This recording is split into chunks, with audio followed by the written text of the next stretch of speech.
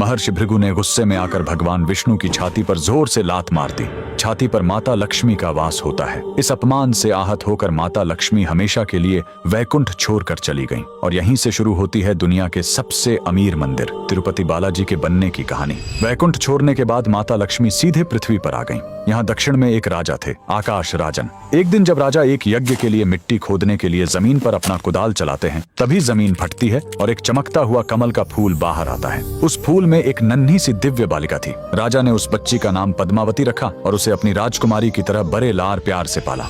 उधर भगवान विष्णु माता लक्ष्मी के बिना बहुत उदास हो गए। उन्हें ढूंढते हुए वो धरती पर तिरुमाला की पहाड़ियों पर आ गए। माता के वियोग में वो इतने दुखी थे कि उन्होंने खाना पीना छोड़ दिया और एक चींटी के टीले के अंदर बैठकर गहरे ध्यान में चले गए। भगवान को भूखा देखकर एक गाय रोज उस चींटी के टीले पर जाती और अपना सारा दूध उसके अंदर गिरा देती थी। एक दिन गाय चराने वाले ने यह देख लिया। उसे लगा कि गाय दूध बर्बाद कर रही है। गुस्से में आकर उसने गाय को मारने के लिए अपनी कुल्हाड़ी खींचकर पूरी ताकत से उसकी तरफ फेंक दी। उस बेजुबान गाय को बचाने के लिए भगवान विष्णु तुरंत उस टीले से बाहर निकलकर सामने आ गए और कुल्हाड़ी का वह भयानक वार अपने सिर पर ले लिया। घाव बहुत गहरा था, सिर से खून बहने लगा और उस जगह के बाल हमेशा के लिए झड़ गए। भगवान को दर्द में देखकर वहां मौजूद उनकी एक परम भक्त नीला देवी से रहा नहीं गया। उन्होंने बिना एक पल सोचे तुरंत अपने सबसे सुंदर और घने बाल काटे और भगवान के घाव पर लगा दिए। बाल तुरंत प्रभु के सिर से झुर गए। उनका यह बलिदान देखकर भगवान ने नीला देवी को वरदान दिया, कलयुग में जो भी भक्त मेरे दर्शन करने आएगा और अपने बालों का दान करेगा, उसका सारा अहंकार और पाप नष्ट हो जाएगा।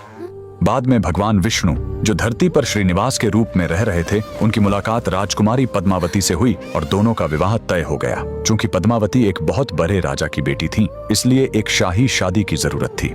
लेकिन प्रभु के पास धन नहीं था, इसलिए भगवान श्रीनिवास ने धन के देवता कुबेर से एक बहुत बड़ा कर्ज लिया। कुबेर ने शर्त रखी कि कल युग के अंत तक भगवान को यह कर्ज ब्याज समेत चुकाना होगा। आज भगवान तिरुपति बालाजी उसी कर्ज को चुका रहे हैं। मंदिर में भक्त जो करोड़ों का धन और सोना दान करते हैं, वो कुबेर का कर्ज चुकाने के लिए होता है, और जो महिलाएं और पुरुष अपना सिर मुंडवाते हैं, वो नीला देवी के बलिदान का सम्मान करने और अपना अहंकार भगवान के चरणों में छोड़ने के लिए ऐसा करते हैं। अगर आप भी भगवान बालाजी के भक्त हैं, कमेंट्स में लिखें गोविंदा गोविंदा।